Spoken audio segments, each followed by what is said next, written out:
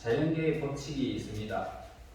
또 하나님의 세계, 영의 세계에도 법칙이 있습니다.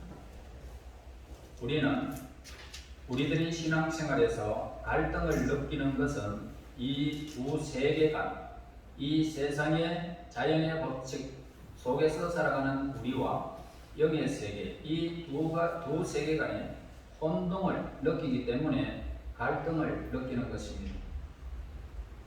자연 세계의 이 법칙을 하나님의 세계에 적용한다든지 하나님의 세계의 법칙을 자연 세계에 적용하려고 하면 갈등이 생기기 마련입니다.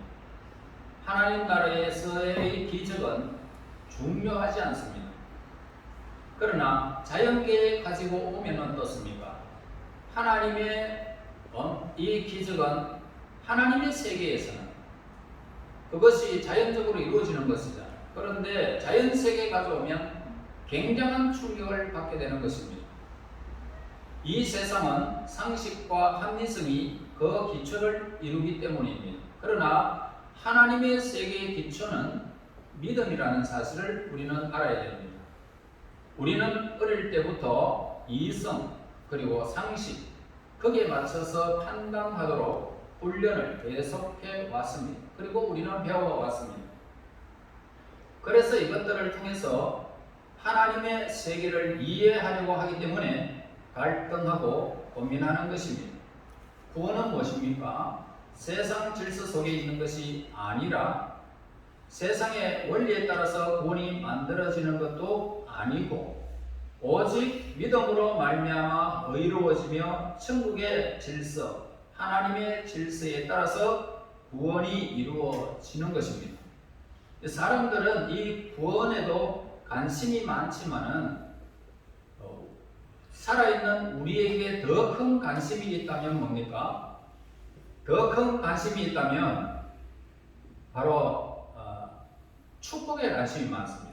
돈을 많이 벌이고 자손들이 잘 되고 더 좋은 일들을 우리가 많이 하는 것 그리고 많이 누리는 것 이것을 더 관심이 많습니다. 그래서 하나님 나라의 축복과 약속은 내 행함으로 의롭다함을 얻지 못하는 것처럼 이것 역시 믿음으로 얻어지는 것입니다. 그런데 13절 보세요. 아브라함이나 그 후손에게 세상의 상속자가 되리라고 하신 언약은 율법으로 말미암은 것이 아니요 오직 믿음의 의로 말미암은 것이니라. 자, 이 상속자가 되는 것은 노력이나 선한 그런 성품이나 착하게 산다고 해서 우리가 그렇게 상속자가 되는 것은 결코 아니다 이 말입니다. 그러니까 내가 왜 상속자가 되어졌을까? 다시 말해서 우리가 보이지 아니하는 하나님의 상속자가 우리가 되어졌는데 하나님의 나라의 그 나라를 내가 얻은만큼 하나님의 것을 누릴 수 있도록 하나님이 우리에게 베풀어 주시는가? 이게 상속이잖아요. 자, 그것입니다. 왜 상속자가 되어졌을까? 예수님 안에서 구원받은 하나님의 자녀가 되어졌기 때문이라고 성경은 우리에게 말씀합니다. 곧 그 이름, 예수님을 믿는 그 이름을 통하여 하나님의 자녀의 원세를 주셨다 했습니다. 그러니까 하나님의 은혜로 구원을 받았고 저와 여러분들은 상속자가 된 것입니다. 다른 이유는 전혀 없습니다. 엄마가 결혼하기 전부터 나를 이미 태어나게 하려고 그렇게 계획한 것이 아니잖아요. 내가 그 가정에 꼭 태어나고 싶어서 태어난 것도 아닙니다. 그런데 오늘 우리는 그냥 내가 나온 것처럼 이 세상에 그냥 혼자 이렇게 온 것처럼 그렇지만 그 상속자가 내가 원해서 되는 것은 아니잖아요. 그래서 14절 15절 보세요. 만일 율법에 속한 자들이 후사이면 믿음은 것이 되고 약속은 폐하여졌느니라. 율법은 진노를 이루게 하나니 율법이 없는 곳에는 범함도 없느니라. 저는 예수님을 영접할 때요, 예수님을 믿을 때 내가 노력한다고 그렇게 되는 것이 아니었습니다. 그냥 자꾸 마음으로 이끄시는 분이 인도하시는 대로 그저 믿고 따라가면서 지금까지 왔습니다. 우리가 예수님을 믿는다는 것은 은혜로 믿음으로 구원을 얻는 것입니다. 그렇게 되면 나 같은 죄인을 예수님이 살리셨다는 고백이 눈물과 함께 나오지 않을 수가 없습니다. 그러니까 기쁨의 눈물이 나오는 것입니다. 그리고 내 속에서 구원받은 그 감격이 넘치는 것입니다. 그런데 예수를 믿고 한참 지나면 어떻습니까? 처음에는 구원받아서 기쁘고 행복하고 나 같은 사람을 하나님이 불러서 하나님의 자녀로 삼으시고 그리고 그 은혜의 손길 속에서 이끌림을 받는다는 생각하면 얼마나 감격스럽습니까? 정말 그때는 눈물이 한없이 쏟아졌습니다. 그런데 한참 지나보면 기쁨을 잃어버리고 그런 감격도 점점 잃어버립니다. 교회도 나오고 11조도 하고 봉사도 하는데 하지만 자신의 마음에는 그런 감격, 처음의 감격이 없더라는 것입니다. 그리고 어떨 때는 원망도 생기고 조금 지나면은 불평함도 생깁니다. 이유는 간단하죠. 뭡니까? 처음에는 믿음으로 우리가 구원을 받았잖아요. 그런데 믿고 나서 율법으로 돌아가면 우리는 굉장히 힘이 듭니다. 믿음으로 살아야 되는데 율법으로 사는 것입니다. 내가 어떻게 해야 하나님이 그렇게 기뻐하시는 줄 알고 있다는 겁니다. 그러나 그렇지 않습니다. 하나님은 우리는 원래 율법과 합리성, 상식에 익숙한 사람들입니다. 원래 그렇습니다. 은혜로 구원을 받았다는데 신앙생활을 하다 보니까 옛날로 다시 돌아가는 것입니다. 그래서 은혜의 생활에는 감격과 눈물과 기쁨이 있지만 율법 생활에는 무엇이 있습니까? 의무가 있습니다. 부담이 있고 피곤함이 있고 경쟁이 있습니다. 공짜로 예수 믿는다는 사실이 내 일상 경험과는 지금까지 살아왔던 교회에 위배되기 때문입니다. 뭐든지 공짜는 정말 안 좋아하는 것입니다. 사람들이 공짜 잘 안 좋아해요. 그래서 예수님만 믿으면 됩니다. 그래도 내가 무엇을 어떻게 해야 된다라고 생각하는 것이 인간의 인생의 그 관점입니다. 그래서 내가 잘하면 기분이 좋고 잘 못하면 기분이 나쁘고 모든 것을 보상받으려고 하고 비교하려고 하는 것입니다. 그래서 자신도 모르는 사이에 그런 사실들을 늘 경험하면서 피곤하고 갈등을 느끼고 고민하게 된다는 것입니다. 16절 보세요. 그러므로 상속자가 되는 이것이 은혜에 속하기 위하여 믿음으로 되나니 이는 그 약속을 그 모든 후손에게 굳게 하려 하심이라. 율법에 속한 자에게뿐 아니라 아브라함의 믿음에 속한 자에게도니 아브라함은 하나님 앞에서 우리 모든 사람의 조상이라. 자, 내가 아버지의 재산을 상속받는 것은 우리 아버지의 아들이기 때문입니다. 다른 조건은 없습니다. 그래서 부모가 자녀를 사랑하는데 조건이 있습니까? 언제나 부모에게 기쁨이 되는 자식은 없습니다. 그런데 이 부모가 자녀에게 밥값 내놔라 하는 것은 고생을 보상하겠다는 것이고 자녀들에게는 율법이 되는 것이죠. 그래서 너희들 지금까지 먹여 살렸으니까 젖값도 내놓고 그 다음에 학교에 투자했던 그 돈도 내놔라. 그러면 자녀들이 그 말을 듣는 순간 율법이 되어버립니다. 그래서 이것은 부모가 포기한 사람들의 말이라는 것이죠. 그런 부모는 없습니다. 이것은 우리 신앙생활에 잘 드러내는 한 예라고 저는 설명드립니다. 여러분 구원을 받았는데 율법으로 바꾸고 따지고 고치고 계산하려고 한다는 것입니다. 우리가 그래서 계산하면 참 피곤할 수밖에 없죠. 신앙생활 하는데 우리를 보사로 상속자로 주신 것은 믿음으로 은혜로 된 것입니다. 그러니까 율법으로 행위로 된 것이 결코 아닙니다. 따라서 아브라함은 하나님 앞에서 우리 모든 사람의 믿음의 조상이다라고 하는 것입니다. 따라서 이 구원은 실로 감격스럽고 놀라운 사실밖에 없습니다. 여러분이 지금까지 성경 공부를 하고 배운 것이 다 구원입니까? 경험한 것이 구원이냐 말입니다. 그것은 구원이 아닙니다. 한 번도 내가 맛보거나 경험하지 못한 것, 상상할 수 없었던 것은 하나님의 엄청난 이 구원입니다. 여러분들의 생각 그 자체를 초월하는 것이 구원입니다.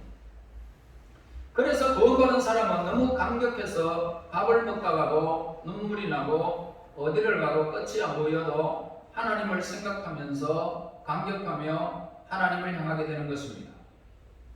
우리는 인간입니다. 그래서 구원을 믿음으로 받았지만은 율법으로 돌아가기가 굉장히 쉽다는 것을 우리는 알아야 됩니다. 자신이 이전에 살았던 세상의 개념으로 살기 때문에 그렇다는 사실을 기억해야 됩니다. 저는 혼자 시골에서 지내면서 반찬을 누가 차려주는 사람 없고 밥을 누가 해주는 사람도 없고 내가 밥을 하고 반찬은 있는 것으로 그냥 먹게 됩니다.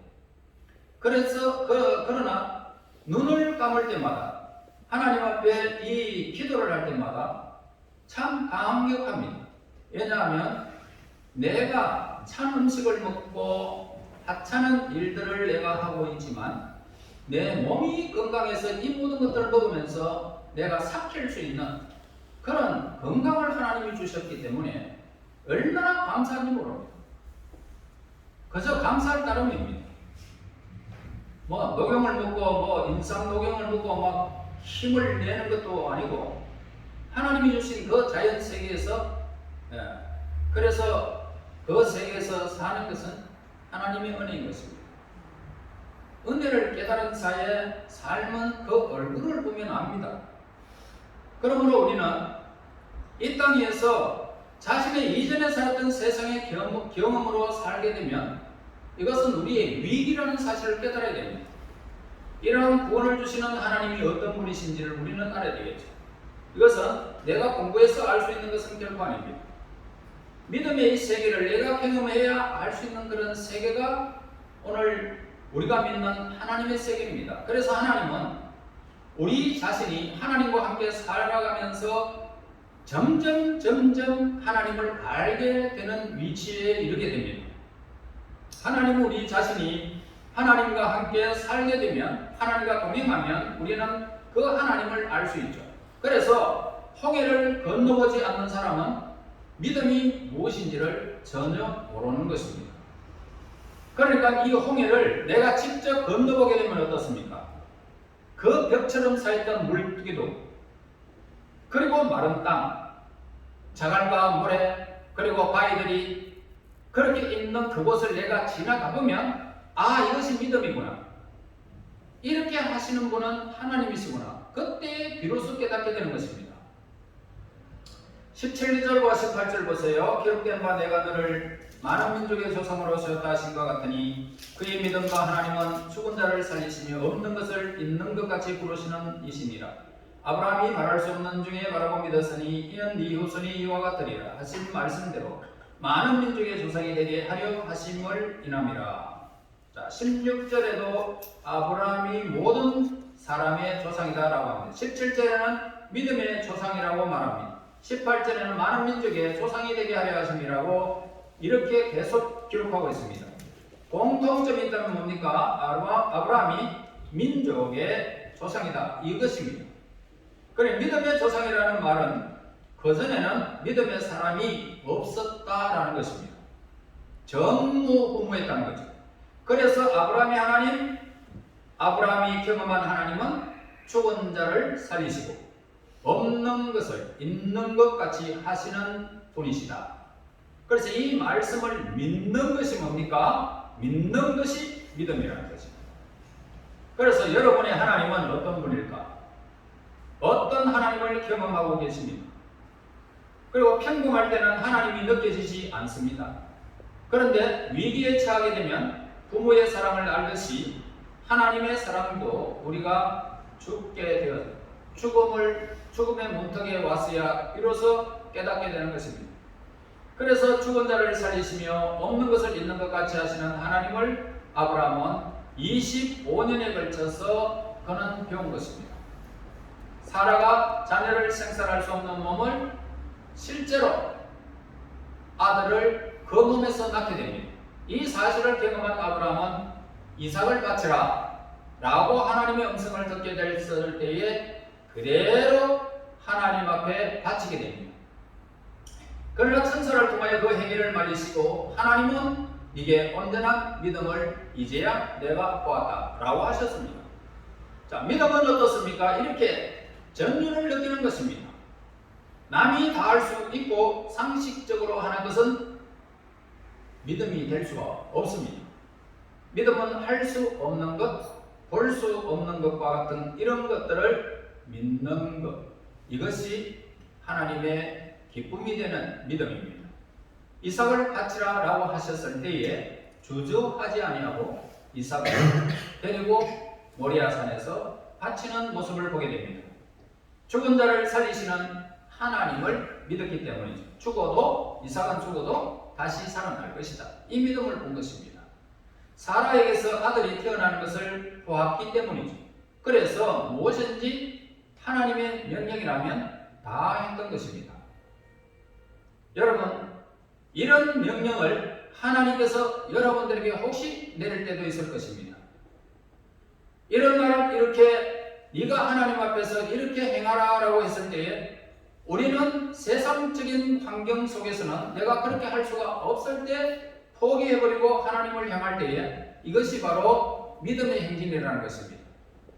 그러므로 그때마다 하나님은 이제야 네가 나의 구원을 보았고 네가 이제야 나를 믿는구나 라고 하나님이 그 은혜를 아브라함에 주셨듯이 우리에게 주십니다.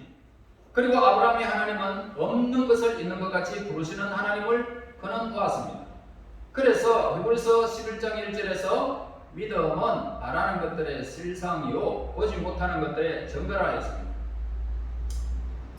우리가 믿음이 있으면 무엇이 그 증거일까?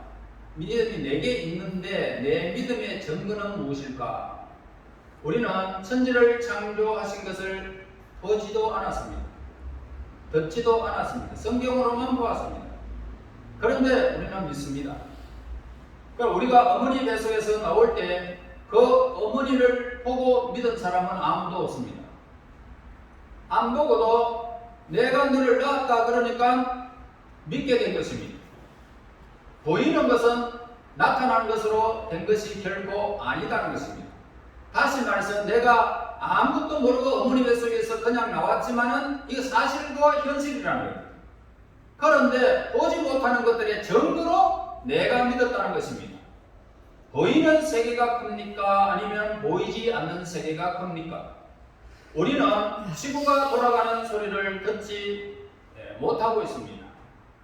10만 킬로라고 하는 어마어마한 속도로 지구가 24시간 돌아가고 있습니다. 어마어마한 속도죠, 그거는. 그러니까 이 어마어마한 속도로 막 돌아가고 있는데 여러분, 그 소리를 우리가 들었느냐? 그러나 소리가 있다는 것입니다. 돌고 있다는 것입니다. 여러분, 만지는 세계가 큽니까? 만지지 못하는 세계가 큽니까? 별을 한번 만져보았습니까? 별이 큽니까? 우리 이 대한민국 지구가 큽니까? 여러분, 만지지 못해도 이 별의 세계 너무너무 크고요. 영혼의 세계는 더 크다는 것입니다. 이 보이는 세계와 전혀 상관없는 새하늘과 새 땅은 어마어마하다는 겁니다. 여러분, 영원한 세계가 크다 이 말입니다. 어찌 이러한 제한된 인간이 하나님을 이해할 수 있겠느냐는 겁니다. 보이는 세계가 아니라 믿음의 세계가 있다는 사실을 우리는 알아야 됩니다. 영원한 세계가 있습니다. 노아의 배는 바닷가에서 지어져야 됩니다. 그러나 높은 산꼭대기에 배를 지었습니다. 그것도 1년, 2년, 결코 아니고 오랜 세월 동안, 100년이 넘는 세월 동안 그 어마어마한 배를 지었습니다. 모두가 산에서 짓는 배를 보면서 냉담하게 반응했습니다. 모세가 홍해를 괜히 간 것이 결코 아닙니다. 하나님으로부터 들은 불기둥과 구름기둥을 따라서 갔기 때문에 홍해에 도달한 것입니다. 자기 마음대로 갈 수가 없었던 것입니다. 홍해로 가지 않았더라면 홍해는 갈라지는 일도 하나님의 기적도 우리는 그곳에서 발견할 수가 없었을 것입니다. 홍해 앞에 섰을 때에 홍해는 갈라지는 그 영광을 본 것은 하나님의 놀라운 기적 때문이었습니다. 그것이 우리의 믿음의 근거라는 사실을 우리에게 가르쳐줍니다. 믿음은 바라는 것들의 실상, 보지 못하는 것들의 증거다.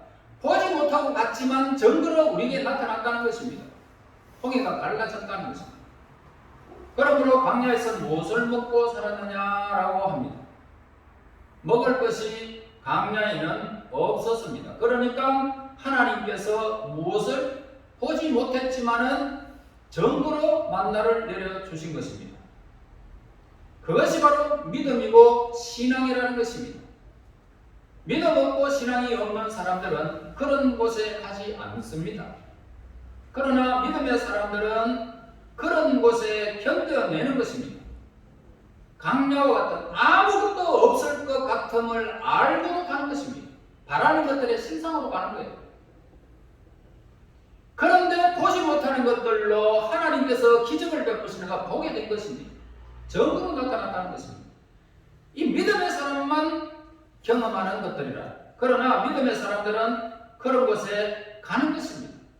물이 없으면 바위에서 하나님이 물을 내게 하신 것입니다. 19절에서 22절 보세요. 내가 백세나 되어 자기 몸에 죽은 것 같음과 사라의 태에 죽은 것 같음을 알고도 믿음이 약해지지 아니하고 믿음이 없어 하나님의 약속을 의심치 않고 믿음의 경과에서 하나님께 영광을 돌리며 약속하신 그것을 또한 능히 이루실 줄을 확신하였으니 그러므로 이것은 저에게로 의로 여기셨느니라. 아브라함은 이제 생산할 능력을 다 잃어버린 나이였습니다. 그런데 중요한 구절이 나옵니다. 죽은 것 같음을 알고도 라고 합니다. 믿음의 사람은 몰라서 그렇게 하는 것이 결코 아니라는 사실을 일러줍니다. 이렇게 가면 죽는구나 하는 것을 알고도 십자가에 앞으로 가는 것이 바로 예수님께서 행하신 일들입니다. 죽은 것 같음을 알고도 믿음이 약해지지 않았다라는 것입니다. 그러니까 믿음이 없어 하나님의 약속을 의심하지 않았고 믿음의 경고에 있어서 하나님께 영광을 돌렸던 것이죠. 이것이 뭡니까? 믿음이라는 것입니다. 아브라함이 기막힌 상황 속에서도 포기하지 않았고 가졌던 믿음은 무엇일까? 자신의 사랑하는 아들을 칼로 찔러 죽이려고 했던 믿음이 무엇일까? 모세가 홍해 앞에서 절망 가운데 하나님을 신뢰했던 그런 믿음은 무엇일까? 대답은 간단합니다. 복잡하지 않습니다. 하나님이 그렇게 말씀하셨기 때문에 간 것입니다. 하나님께서 말씀하셨기 때문에 그렇게 인도하신 것입니다. 수없이 반복되는 하나님의 약속은 실제로는 보이지 않았던 것입니다. 그러나 그 약속은 계속 있었다는 것입니다. 아브라함은 하나님의 약속을 받았던 거죠. 그래서 하나님의 기록된 약속을 그대로 믿고 갔던 겁니다. 이것이 하나님께 의가 되었던 것입니다. 신약 성경에서 예수님이 다시 오실 것을 25절마다 한 번씩 기록되어져 있습니다. 믿음이라는 이 약속을 믿는 것입니다. 그래서 예수님을 믿으면 구원받았다는 이 사실을 믿어야 구원 얻는 것입니다. 천국을 안 보고도 믿습니다. 성경에 있다고 하셨으니까 믿는 거예요. 좁은 길로 가면 하나님의 영광스러운 축복을 준다는 사실을 기록되어 있습니다. 우리는 믿고 그 길을 걸어가는 겁니다. 이것이 바로 약속받은 하나님의 자녀들이 행하는 믿음의 사람들입니다. 땅끝까지 이르러 제자를 삼으라는 말씀을 내게 주신 약속으로 믿고 끝까지 가는 사람이 믿음의 사람이라는 것입니다. 23절에서 25절 저에게 의로 여기셨다 기록된 것은 아브라함만 위한 것이 아니요 의로 여기심을 받은 우리도 이함이니 곧 예수 우리 주를 죽은 자 가운데 살리신 이를 믿는 자니라. 예수는 우리 범죄함을 위하여 내어줌이 되고 또한 우리를 의롭다 하심을 위하여 살아나셨느니라. 아브라함이 우리의 하나의 모델이라는 것입니다. 아브라함은 예수님을 위해서 존재했던 것입니다. 예수님은 우리들을 위하여 모든 하나님의 의를 이루신 십자가에서 마지막 죽음에 임박하여 목숨이 다하는 그 순간 다 이루었다라고 하셨습니다. 하나님의 언약한 약속들이 십자가에서 죽음으로 다 언약을 이루신 것입니다. 예수님이 행하신 이 모든 일들을 믿는 것이 우리의 도리입니다. 그것이 믿음의 사람입니다. 우리 주님 예수님께서 이 세상에 오실 때까지 우리는 믿음을 따라 살아가야 할 것입니다. 하나님께서 여러분들에게 바라는 것들의 실상이 보지 못하는 것들의 증거로 여러분의 삶이 인도될 것이지만, 보지 못하는 것들에 인도될 것이지만, 여러분의 삶 속에서 하나님의 손길이 임하는 증거가 나타나게 될 것입니다. 믿음의 사람에게만 증거가 나타나게 될 것입니다. 하나님의 언약을 믿고 살아가는 여러분들에게만 이 증거의 삶이 이루어지고 하나님을 아는 지식이 더하여지게 될 것입니다. 그러므로 이 세상 예수님께서 오시는 그날까지 성경의 약속을 다 받아 믿고 따라가 그 모든 증거의 삶이 우리에게 이루어져서 하나님께 영광, 여러분들의 삶에서 하나님의 모든 믿음의 증거들을 증거하는 믿음의 조상, 하나님의 자녀들이 되시기를 예수님 이름으로 축원합니다. 하나님 은혜 감사합니다. 오늘도 우리들을 사랑하여 주시고 믿음의 믿음을 따라 오늘도 우리를 세우심을 감사합니다. 우리 하나님 오늘도 하나님의 거룩한 백성들에게 하나님께서 허락하신 이 믿음의 길을 온전히 걸어가 약속의 언약들을 받아 누리며 하나님께서 의로 여기시는 우리의 삶의 믿음의 행진 지속하여 정의의 삶을 살아가게 인도하옵소서. 예수님 이름으로 기도하옵나이다. 아멘.